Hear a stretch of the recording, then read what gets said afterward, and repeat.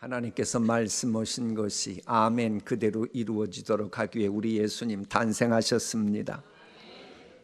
또한 우리를 위해 탄생하신 이유는 우리가 인간답게 살길 원하시기 때문입니다. 하나님은 분명 인간답게 사는 그런 세상을 원하셨는데 언제부턴가 인간답지 못한 삶이 너무나 많이 주변에 전개되고 있었습니다. 혹시 우리 가운데도 나는 요즘 인간답게 사는데 문제가 있다 그런 분 계십니까? 그런 분을 위해서 우리 예수님 탄생하셨습니다. 그래서 예수님이 그렇게 말씀하십니다. 포로된 자에게 자유를, 눈먼 자니 다시 보게 함을, 눌린 자 자유롭게 하겠다. 주의 은혜를 전파하게 하려 하심이라. 요한복음 본문도 인간답지 못하게 살아가게 하는 어두움을 물리치시기 위해서 예수님이 빛으로 오셨다고 말씀하십니다. 참빛, 곧 세상에 와서 각 사람에게 비추는 빛이 있었나니 빛이 어둠에 비치되 어둠이 깨닫지 못하더라. 저 말씀은 참 하나님 아버지의 아픈 마음을 대변하는 그런 말입니다. 그저 하나님께서는 인간을 만물의 영장으로 만드시기 위해 하나님 당신의 형상을 닮아 창조까지 하셨는데 이런 인간들이 사탄 마귀에게 미혹당해가지고 죄악된 삶을 살고 지옥 같은 삶을 살아가고 인간답지 못하게 살기에 예수님께서 이러면 안 되겠다 싶어서 영광 모자 버리시고 이 땅에 영원한 독생자가 오시고 오신 것 뻔해요. 조금 전에 말씀처럼 대접도 못 받고 십자가에 못 박아 죽임당하고 이걸 알면서도 예수님이 오셨으니 그걸 바라보는 성부 하나님의 마음은 얼마나 아프겠습니까? 여러분이 뭔가 계획을 하고 뭔가를 추진해야 되는데 그 일이 제대로 안 되니까 여러분의 하나밖에 없는 아들이 그 일 감당하겠다고 죽을 각오 한다 그러면 여러분 마음이 편하겠습니까? 그 고통이 있는 겁니다. 그런 아픈 하나님의 마음으로 우리 한번 세상을 진단해 보십시오. 우리 세상을 보면 한 사람이 비참하게 죽는 뉴스 접하면 이구동성으로 아유 말세라고 그럽니다. 끔찍한 살인자에 대해서 사형 선고가 내려지면 백성들은 많은 사람들은 어떻게 그런 악마가 존재할 수 있냐고 혀를 막 끄끌 차며 그럽니다. 여기까지는 좀 인간다운 모습이 있습니다. 그런데 여러분 잘 보십시오. 수십 명, 수천 명, 수만 명이 죽어갈 때는, 전쟁으로 인해 죽어갈 때는 난리법석을 떨어도 부족한데 많은 현대인들은 그때는 조용합니다. 나와 이해관계 있는 사람이 조금만 다쳐도 그렇게 흥분하는 인간들이 나와 상관없어 보이는 많은 사람들을 죽음으로 내몬 독재자를 보면 말세지 말이라면서 대소동이 일어날 것 같은데도 현대인들은 잠잠히 넘어갑니다. 뭔가 엄청나게 잘못되어 가고 있습니다. 그 가만히 생각하면 소름 끼칠 만큼 지금 무서운 세상 인심이 되어버린 거예요. 나와 이해관계가 걸리면 단 한 명 다치기만 해도 눈에 쌍심지 치고 난리인데 나와 상관없는 사람은 많은 사람이 죽어가고 고통당해도 덤덤하더라는 겁니다. 인간을 인격적으로 접근하는 것이 아니라 자신의 이해관계로 접근하기 때문에 그런 겁니다. 이건 분명 사탄 마귀가 배후에 있는 것이 분명합니다. 이것이 말세 지말의 징조입니다. 우리가 믿는 예수님 본문에 보면 은혜와 진리가 충만하다 그랬는데 예수 그리스도 믿는 사람이라면 적어도 마음에 진리가 중심을 잡고 생명에 대한 철학의 중심을 잡아야 되는데 마음속에 진리가 없고 철학이 부재한 거예요.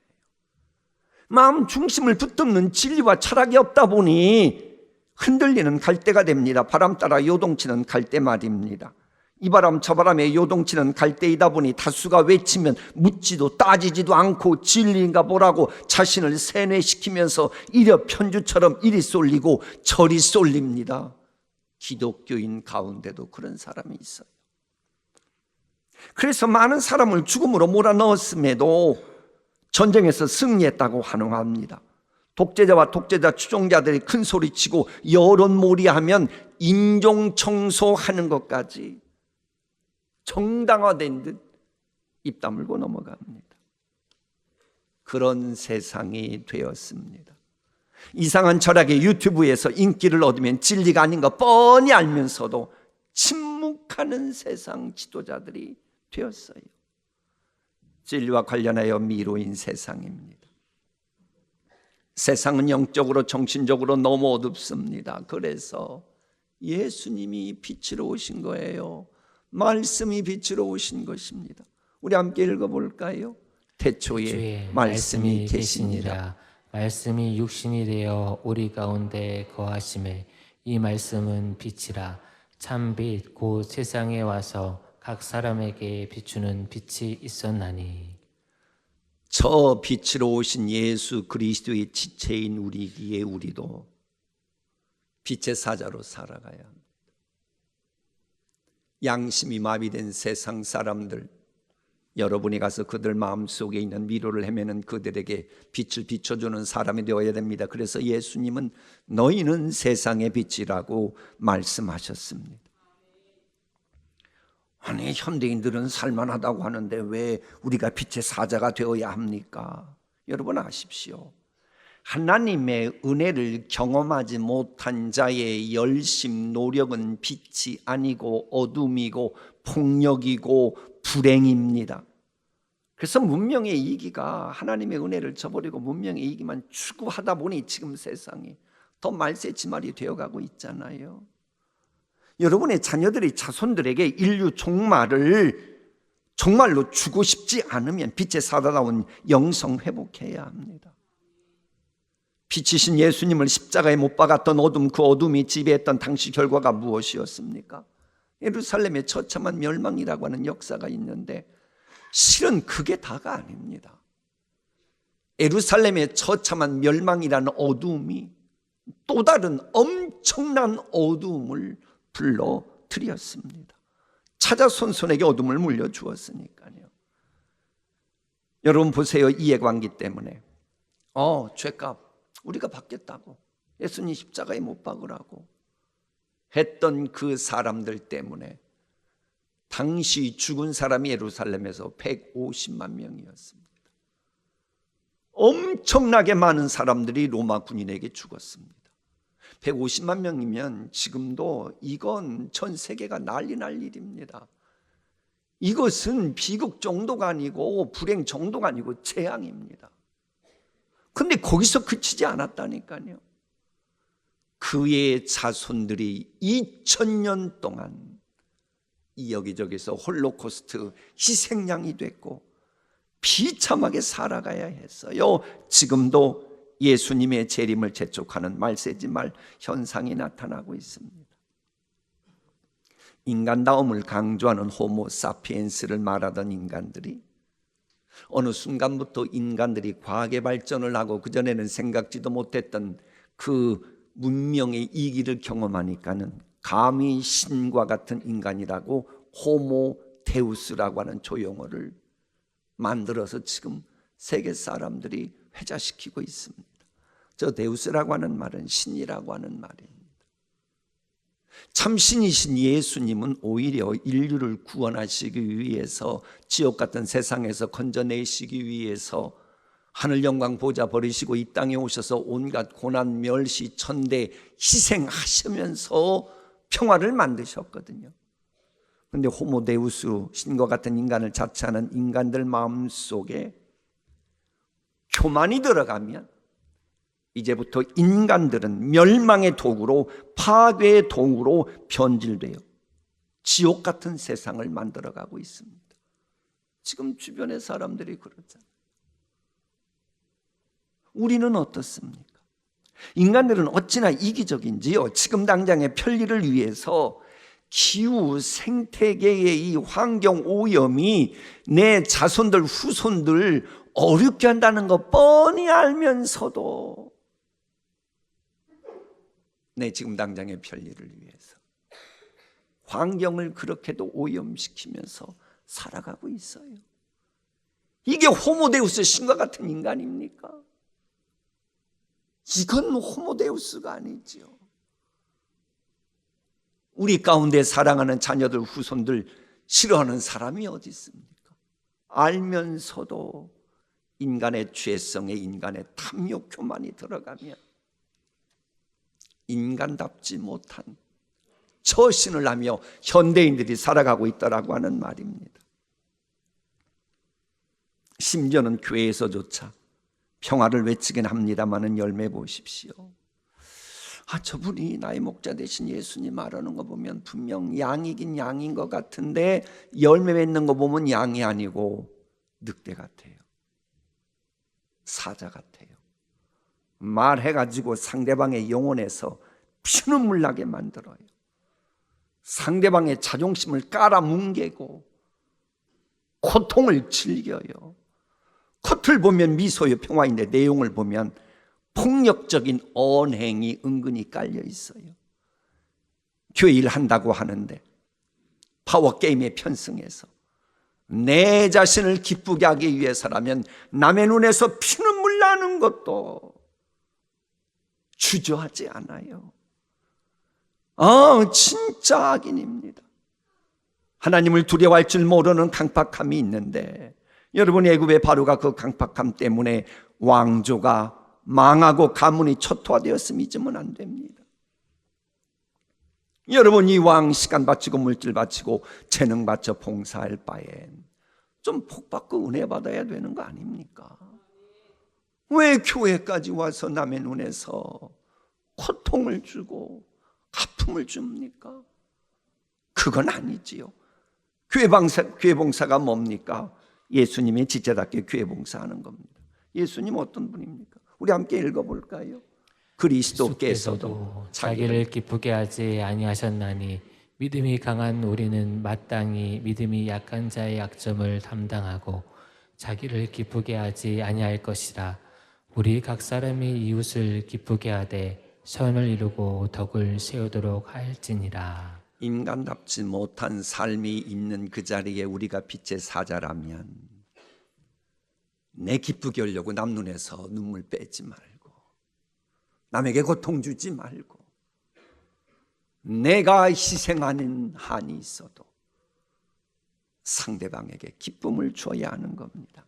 여러분, 실은 인간의 탐욕 때문에 이 세상에 인류 문명에 죄가 들어왔고 결국 예수님이 성육신 하는 희생을 하셔야 했던 거예요.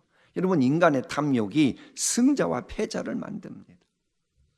여러분, 교회는 승자와 패자가 있으면 안 되는 거예요. 자, 보세요. 부모님이 자녀를 대할 때 욕심이 있습니까? 탐욕이 있습니까? 없어요. 없다 보니 아들 둘이 있어도 잘한 자식이 있고 못하는 자식이 있어도 이 자식들 승자 패자 만들지 않잖아요. 왜?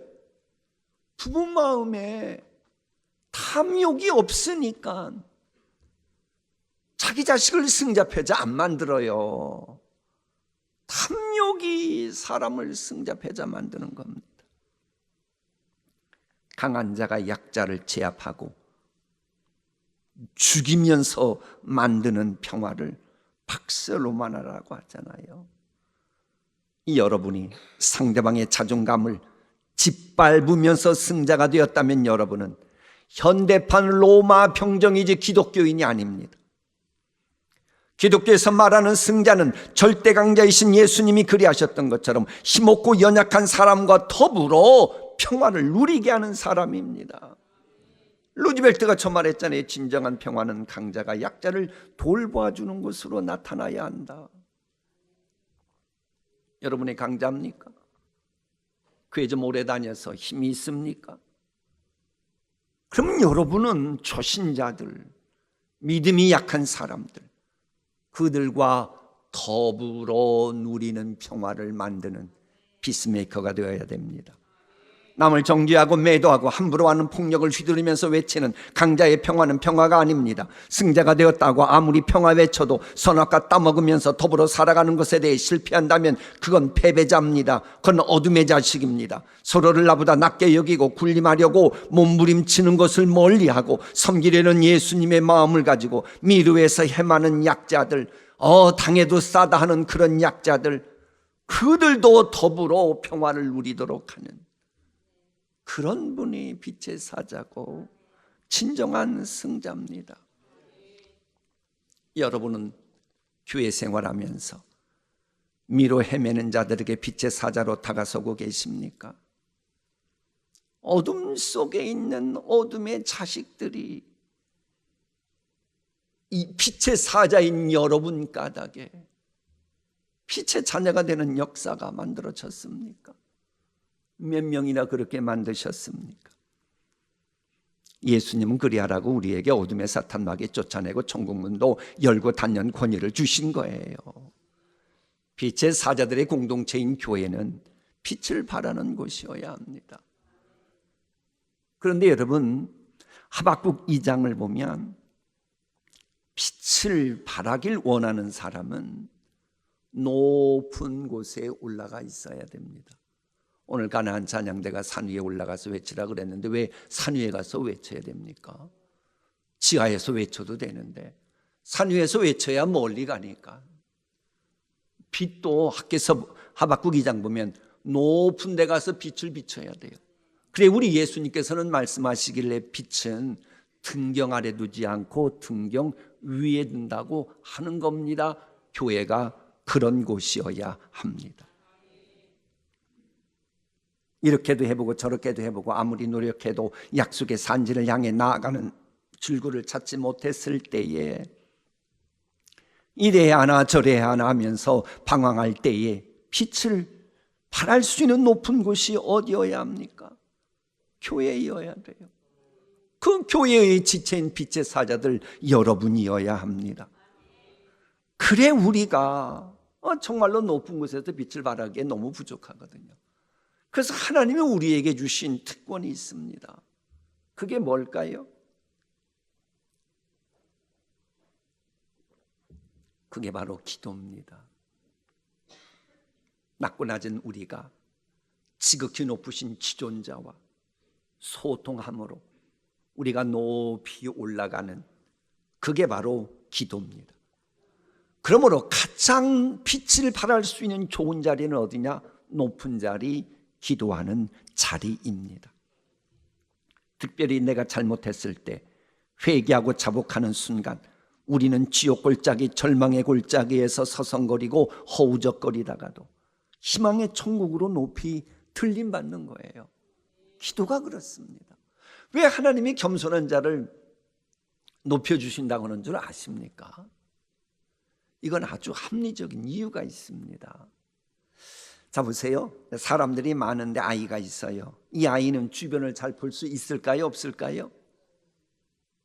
아니 지금까지는 하나님 마음으로 하니까 좀 무거운 마음으로 설교했어도 이제 그냥 쉬운 얘기하니까 얼굴 좀 펴요. 사람들이 모인 데서 아이가 있어요. 주변을 잘 볼 수 있어요? 없어요? 그럴 때 이 아이 마음이 낮아져서, 왜 천국에서는 마음이 어린아이처럼 낮춰야 큰 자라 그랬거든요. 교회 만나보십시오. 아빠 나 좀 들어줘, 나 잘 안 보여. 아주 겸손하게 부탁해요. 그러니까 아빠가 알았어 하고는 이 아이를 무등을 태웠어요. 잘 보일까요? 안 보일까요? 이처럼 내가 부족하고 연약해도 지극히 높으신 지존자 하나님께 나아가 기도하는 순간 하나님이 나를 높이 들려주시기 때문에 이제 주변을 두루 볼 수 있게 되는 것입니다. 이것을 하늘문이 열렸다라고 말합니다.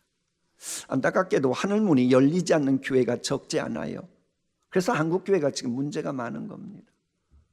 하늘문이 열리지 않으면 지존하신 하나님이 계시지 않습니다. 전능하신 하나님이 계시지 않기 때문에 그런 교회 다니는 사람들은 미로에서 계속 헤맬 뿐이고 하나님의 살아계심을 경험하지 못합니다. 왜 하늘문이 열리지 않습니까? 하늘문은 여는 열쇠로 성육신하신 예수님이 머리 되는 것을 대적하고 인간들이 교회의 머리 되려고 하는 교회이기 때문에 그런 데는 하늘문이 안 열리는 겁니다. 진정 하늘문이 열리는 교회가 되려면 우리를 위해 성육신하신 예수님과의 대화가 오가는 기도의 향기가 계속 하나님께 올라가야 합니다. 여러분, 기도는요, 높은 은혜의 보좌로 그 공간을 막 초월해서 올라가게 하는 엘리베이터와 같아요. 기도가 뭐와 같다고요? 아니, 인간이 어떻게 저 하늘 보좌에 계신 하나님과 만납니까? 근데 기도는 그게 가능하게 하는 엘리베이터와 같은 거예요. 잊지 마십시오. 기도하는 사람이 지극히 높은 곳에 올라가서 전능하신 하나님을 만나야 드디어 우리에게 필요한 열매가 맺히기 시작하는 겁니다. 열매는 맺어야 합니다. 겉은 멀쩡한데 해서 꽃은 피우는 것 같은데 열매가 없다? 예수님의 저주받은 무화과 나무하고 뭐가 달라요? 그건 롱런하지 못합니다. 여러분, 성경에는 꽃이라는 단어보다 열매라는 단어가 5배 정도 많다고 하는 얘기를 그 전에 봤던 기억이 나요. 여러분, 열매와 상관없는 꽃, 내일에 쭉정이가 될지라도 지금 당장의 화려함만 있다면 족하다고 생각하는 사람들, 현대인들이 바로 열매는 관심 없고 지금 당장의 화려한 꽃만을 탐닉하고 있는 그런 사람들입니다. 영원한 것보다는 말초적이고 순간적인 행복을 추구합니다. 열매를 바라볼 수 있는 영안이 없기 때문에 그래요. 어둠 속에 있기 때문입니다. 빛이 없기 때문입니다. 여러분, 우리에게 있는 꽃피는 거 열매로 이어지는 꽃핌이어야 그게 진정한 꽃피움이 아닙니까? 겉은 화려한데 시간 지나고 보니 말짱 도루묵이다.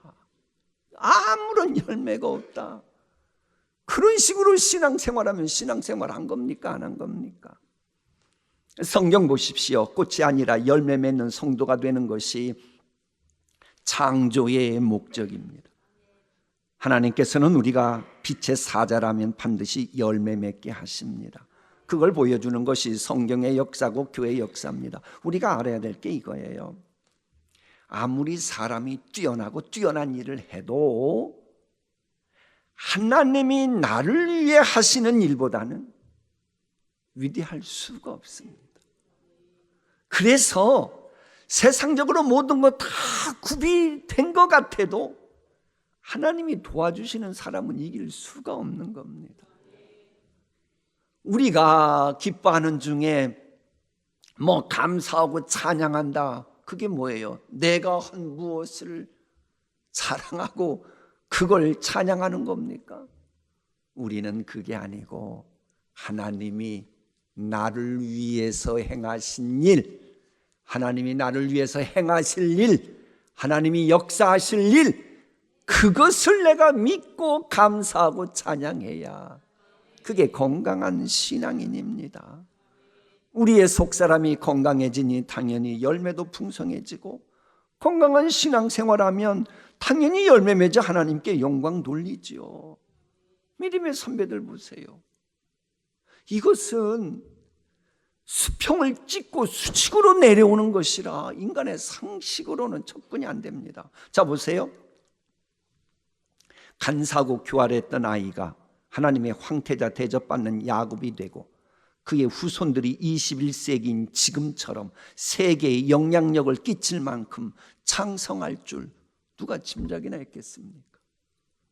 노예로 팔린 요셉이 그처럼 세상을 구하는 사람으로 쓰임받을 줄 누가 알았겠습니까? 시골 촌뜨기가 통일 왕국의 왕으로 등극하고 자손들이 잘못해도 하나님께서 등불을 끄지 않겠다는 복을 누렸던 다윗이 될 것을 누가 상상했겠습니까? 포로했던 다니엘이 그처럼 쓰임받을 줄 누가 알았겠습니까?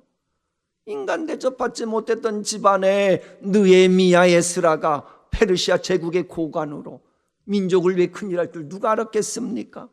깡패했던 김익두가 위대한 붕사가 될 줄 누가 알았겠으며, 노예상이었던 존 뉴턴이 영국 여왕조차 설교 듣고 싶어하는 위대한 목회자가 될 줄 누가 알았겠습니까? 켄터키 통나무집에서 살던 아이가 아브라함 링컨이 대통령 될 줄 누가 알았습니까? 산만 있고 호수만 있던 스코틀랜드 깡촌에서 감자만 먹던 아이가 훗날 미국과 세계가 부러워하는 카네기 될 줄 누가 알았겠습니까? 우리같이 지옥 갈 수밖에 없는 인간들이 존귀한 새 문을 열고 닫을 천국 열쇠를 가진 하나님의 자녀가 될 줄 누가 상상이나 했겠습니까? 여러분, 하나님은 우리가 인간답게 살길 원하시는 분입니다. 그래서 강생하신 분입니다. 그리되도록 십자가에서 다 이루신 분이고, 부활하시고 지금도 그리되도록 하나님 보좌 우편에서 중보기도 하시는 분입니다. 정말로 이런 믿음이 분명하고 마음속에 품으면 성탄 예배를 겸허히 드리는 여러분들 훗날 두고 보십시오. 아유, 나도 내가 이렇게 빛의 사자로 되어가지고 쓰임받아서 이런 열매 맺는 가문의 산파역 할 줄 나도 몰랐다니까 하며 하나님께 영광 돌리게 될 것입니다.